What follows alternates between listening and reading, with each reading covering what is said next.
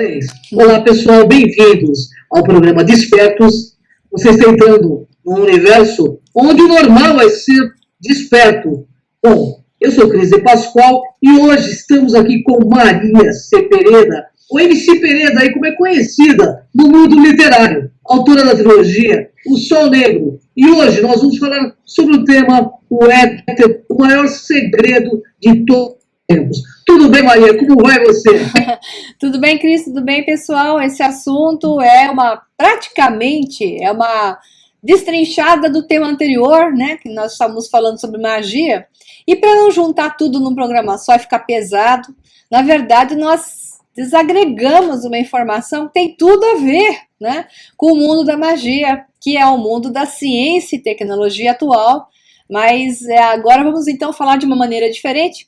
Mas se você não ouviu o programa sobre magia, e é bom você dar uma olhadinha no programa anterior, que ele vai adicionar muito depois que você assistir esse daqui.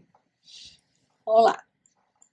É verdade. Bom, Maria, começo perguntando para você, por que você diz que o éter é o maior segredo aí de todos os tempos? É mesmo, né? Porque o éter era uma questão esotérica no passado, era um conhecimento no passado, digamos assim, século XV, século XVI, onde se falava muito disso, 17, 18, 19, né?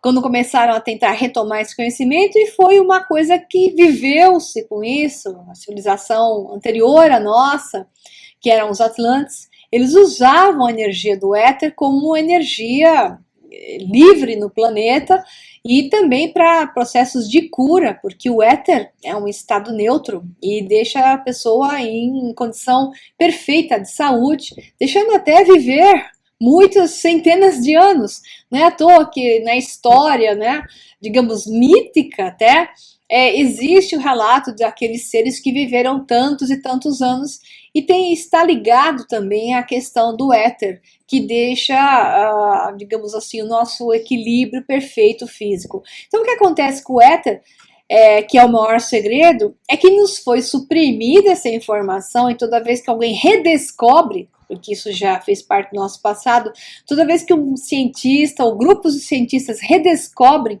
como manipular o éter e transformá-lo em energia, transformá-lo em novas tecnologias de cura para o homem e para o planeta, energia, a implosão, que é a energia limpa, né, para o planeta, esses seres acabam sendo impedidos, esses que descobrem ou redescobrem, ou até sendo, digamos, eliminados, né, como tantos da história do planeta. Então, ele é o maior segredo, não porque é um segredo, sim porque, na verdade, não deixam que seja aplicada essa tecnologia pelos que exploram o petróleo e fazem uso de dominação das pessoas por colocar nelas o medo da falta, o medo da escassez, o medo dos recursos que são escassos, enquanto a abundância é a única coisa que realmente existe nesse planeta.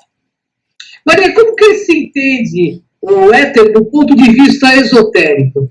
Ah, bom, existe aquilo que no esoterismo se chamava de quinto elemento. Até um filme, né, Cris? Sim, o quinto elemento, né? Tem um filme. Isso. Então, para os alquimistas, era algo assim que não se podia... Eles, naquela época, não tinham como atingir todo o estado de conhecimento, a não ser saber que o homem tem no seu corpo essa torus, que é uma torus que é a circulação de energia eletromagnética, que faz parte exatamente do que se chama éter.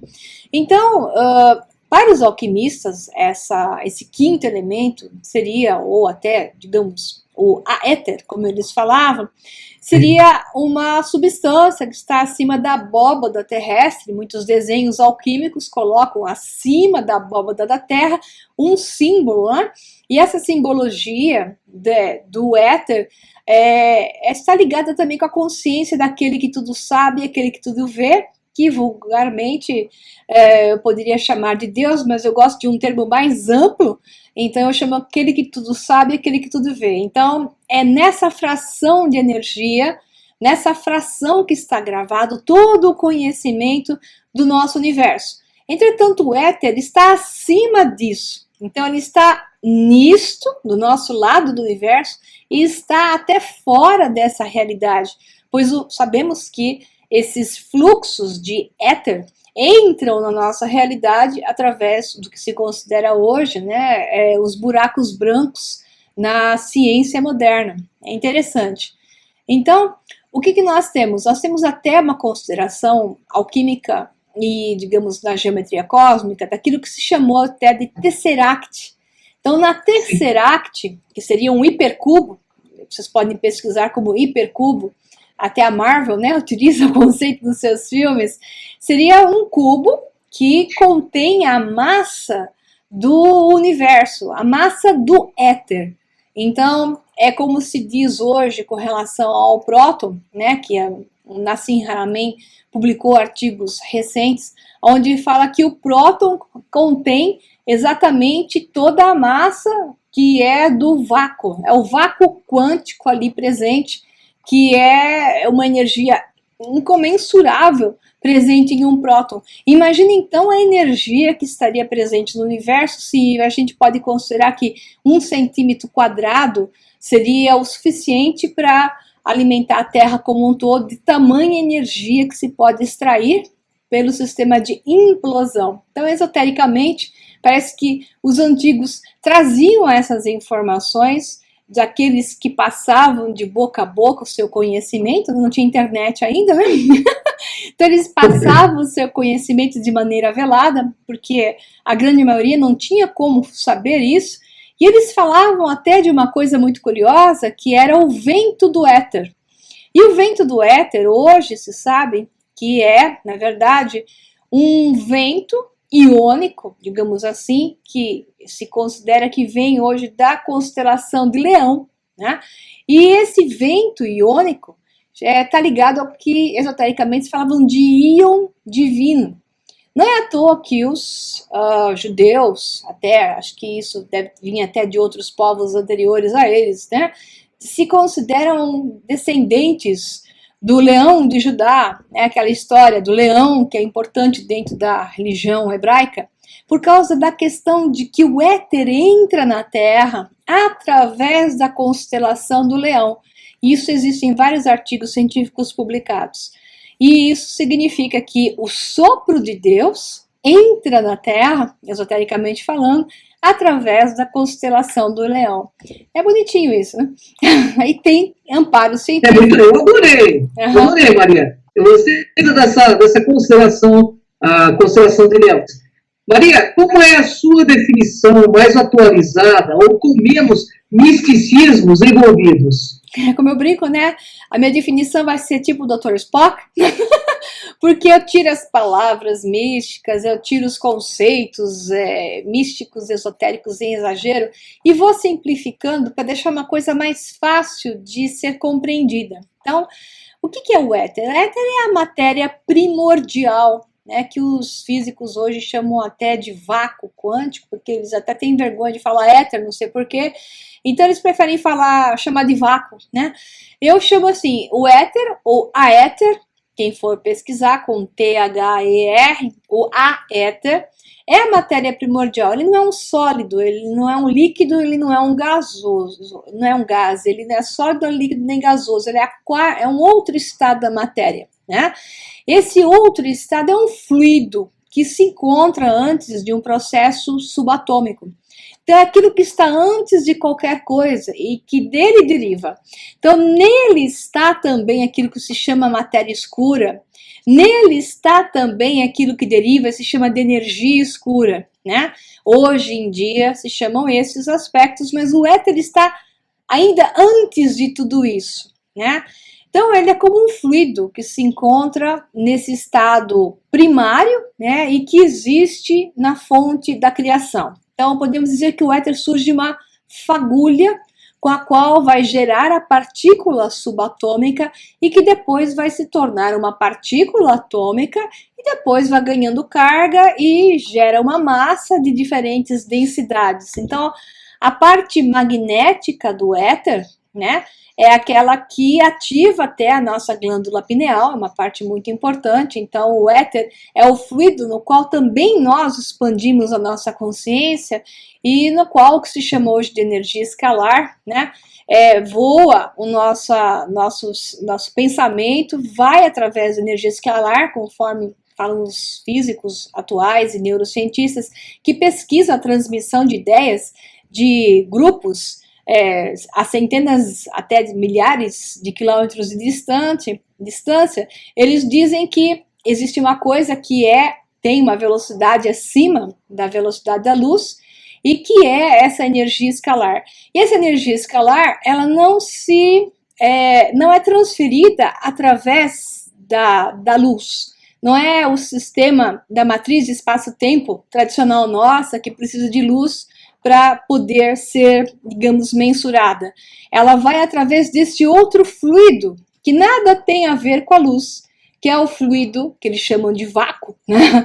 E que na verdade é o antigo éter. Então é um meio de transferência que está acima da nossa realidade física e que permite, né, tanto essa transferência de pensamento ou até telepatia em estados mais expandidos de consciência, ou até a manipulação de certos elementos, como fazer o cancelamento da gravidade e poder manipular os objetos sem a gravidade, porque você tem o éter, que é a composição entre energia, digamos, magnética e uma energia radiante. Então, esses dois pilares do éter, que você vai ter também a transmissão de energia elétrica, você tem a eletromagnética, mas essa elétrica pode ser entendida como energia radiante, e a energia magnética, que é a porção de baixo. Então, o éter, ele preenche todos os campos, e é o que está entre todas as substâncias. Então, quando fala assim, o vácuo,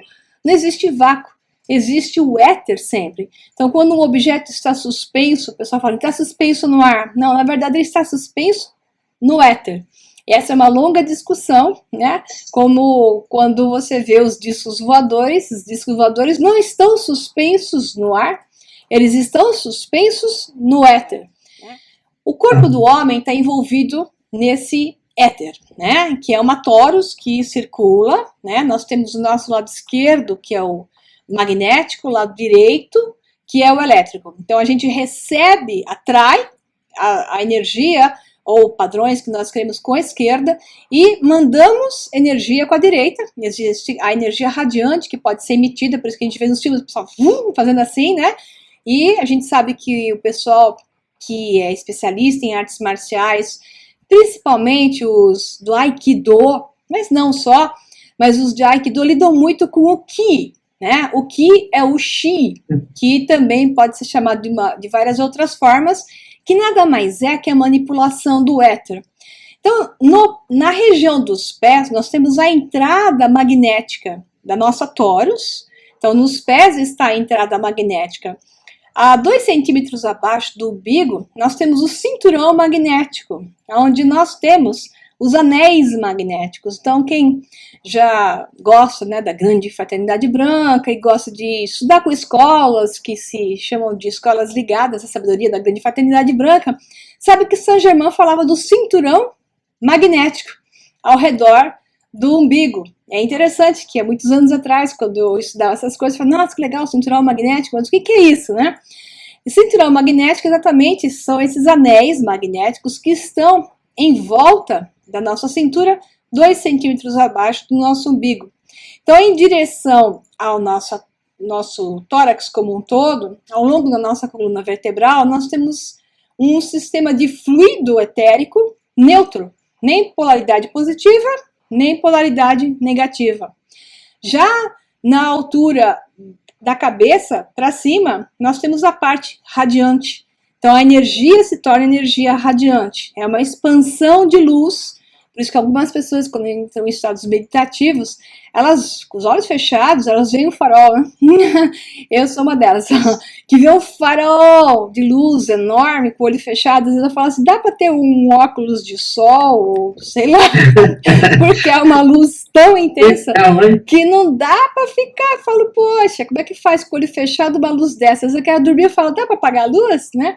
Então, isso é a energia radiante que está em cima, com a ativação magnética do terceiro olho, né? Onde a gente faz essa conexão. Então, esse processo de circulação nos coloca numa situação que, na verdade, o homem pode manipular essas energias.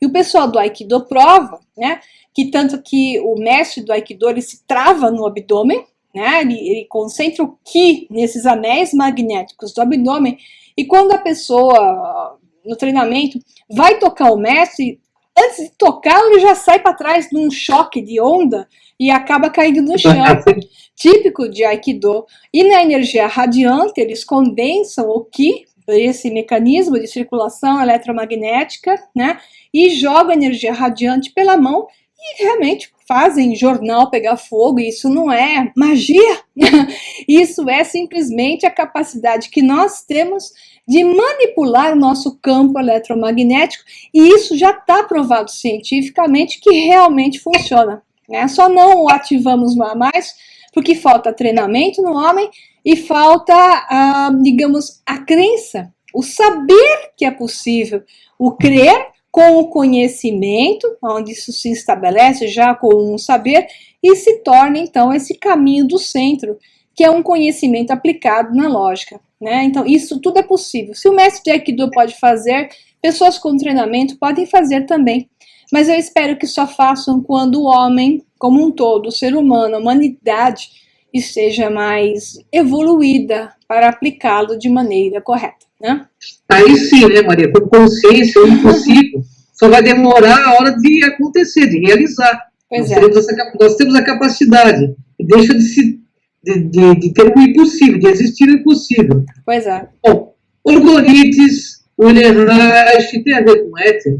Essa energia é realmente boa para o nosso corpo, Maria? O orgônio é fantástico para o nosso corpo. Então, o William Reich foi um ser fantástico, acho que nos anos 30, né, onde ele fez a maior parte das descobertas dele.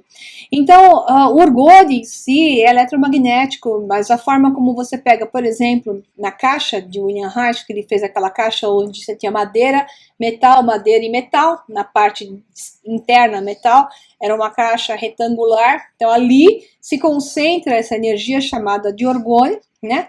E esse é um padrão neutro muito especificamente bom para o organismo, de fato. Então essas orgonites, elas funcionam, né? Esses pessoal que trabalha com limalhas de ferro, então o ferro, ele é magnético, o alumínio, ele é elétrico, ele é radiante, né? Então você pode fazer jogos entre materiais radiantes e elétricos para criar uma torus que nós não vemos e não temos a capacidade em geral de percebê-la, mas falta, na verdade, para ativar esses mecanismos, a certeza de que isso é uma verdade. Porque foi uma verdade, ela é uma energia sutil que pode ser transformada em um grande padrão de energia para a Terra. O William Reich fez trabalhos comprovados que aquilo funcionava, claro que fizeram o possível para descaracterizá-lo, transformá-lo no louco, acho até que prenderam o homem, e por aí vai. Já no século XIX, a gente tinha o barão Reichenbach, von Reichenbach, né, alemão do século XIX, que falava da energia ódica, ou odínica, que tinha a ver até com aquela energia magnética da hipnose, do Mesmer, do mesmerismo. Então, esses padrões de energia magnético, eles podem ser usados para o bem como para o mal. Então, toda vez que alguém usa hipnose, está usando magnetismo. É uma energia, não é só uma coisa que ele aprende a fazer. Ele aprende a fazer e acredita, e mal entende, muitos hipnotizadores mal entendem que eles, na verdade, estão usando energia magnética, né? E você tem até o famoso mago, a gente falou de mago no programa anterior, que eu lembrei agora, o Frà Batory, né? O Franz Bardon, que era exatamente dos anos 30, 40, 20, 30, 40, eu acho que é Franz Bardon. Ele era um mago cabalista estupendo, que fazia as pessoas levitarem no palco. Ele comprovadamente, com vários grupos de pessoas, ele parava a chuva ou fazia chover. Então, assim, essas são habilidades que o homem pode desenvolver através do uso do éter, do conhecimento aplicado, sabendo que ele interage, ele é um microcosmo no macrocosmo da torus do éter que gira em torno da Terra, do campo gravitacional da Terra. Para isso funcionar, nós temos que estar em ressonância com a frequência Schumann, ressonância com a frequência da Terra, ressonância com a frequência do universo, porque é uma questão de mexer nessas dinâmicas. Então, isso tudo é possível, existem tecnologias para ter isso em ação, existem muitos cientistas trabalhando com isso. Então, o William Reich foi um dos precursores para o bem do organismo, para tratamento físico. O Barão von Reichenbach pensava não só no físico, pensava em naves voadoras já no século XIX. Tantos cientistas hoje trabalhando nesse resgate desse conhecimento para que nós tenhamos veículos voadores, não precisa só ser naves interestelares, são veículos voadores para substituir o petróleo, eletricidade, sem precisar ficar pagando uma conta, porque basta comprar os equipamentos que você vai ter eletricidade na sua casa, e uma vez que você ativa um supercondutor desses, nunca mais você precisa ficar trocando peças ou ficar reabastecendo, porque a coisa é contínua. Então dá para entender que um mundo sem doenças e um mundo sem ter que pagar a conta da eletricidade e sem ter que ficar limpando a sujeira da poluição, né? Seria um mundo onde donos do mundo, banqueiros e donos de indústrias farmacêuticas ganhariam menos. E é por isso que existe o impedimento nesse conhecimento, foi transformado em esoterismo, misticismo, foi transformado, cientistas fantásticos como foi o William Reich, transformado em tontos, chamados de tolos, e por aí vai. Então, existe um momento agora de nós retomarmos esse conhecimento, basta pesquisar e ver quantos grupos trabalham em associados hoje, fora dos grupos acadêmicos, óbvio, né? Não, com certeza, Maria. Infelizmente, nós estamos ainda no mundo dos espertos. Mas o mundo dos despertos está aí semeado para você que nos ouve e que está na hora de acordar. Esse programa é para isso, né? Exato. Mas eu tenho mais uma pergunta aqui do internauta. Ele pergunta assim, nosso corpo humano até a Terra é uma nave espacial que navega no éter? Gostei. Então, nós acabamos mencionando isso entre os dois programas um pouquinho, né? Sim, a Terra é uma nave espacial, né? Até o pessoal fala assim, a teoria da Terra oca. A Terra, como qualquer corpo, tem vários níveis. No nível sutil, a Terra é oca. Nesse nível nós estamos, a Terra não é oca. Mas como o éter viaja entre o sutil e o denso, o éter atravessa a Terra para poder fazer essa torus circulante através da Terra e fazer com que a Terra esteja suspensa nesse fluido universal. Então, esse cancelamento de gravidade ocorre porque a Terra se torna diamagnética. Então, ela não está pendurada em uma matriz de tecido cósmico que suspende, curva e fica sustentando a Terra. Isso é uma hipótese matemática que não é a verdade, digamos, universal, né? A verdade do que acontece é que a Terra é uma nave suspensa no fluido universal, que é o éter. Nós somos uma nave, nosso corpo funciona no mesmo processo dessa torus.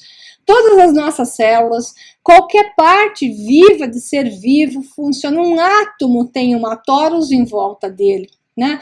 Então essa torus de éter, esse sistema de saída por cima, entrada por baixo, circulante, na forma em que a torus funciona, que eu estou projetando uma imagem aí para vocês entenderem isso melhor, né?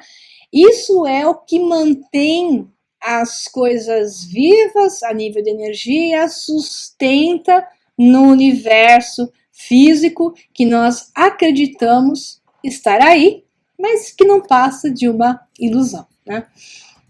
Ô Maria, eu só tenho a agradecer, né? Eu tenho muitas perguntas aqui dos internautas. Tenho certeza que nós faremos outros programas tão ou mais brilhantes do que esse, porque cada um é um melhor do que o outro. O pessoal está gostando muito, e eu também, né? Gratidão, Maria, sempre bom estar contigo.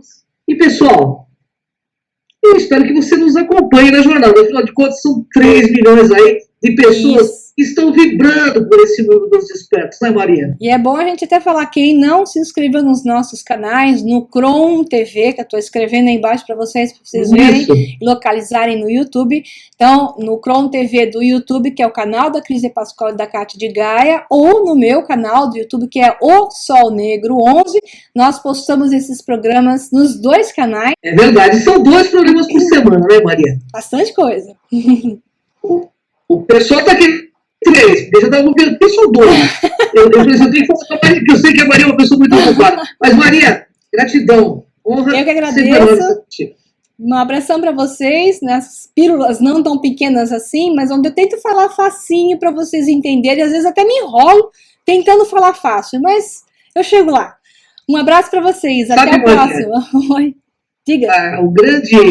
O sábio, ele consegue transmutar o que é difícil em palavras fáceis ao senso comum.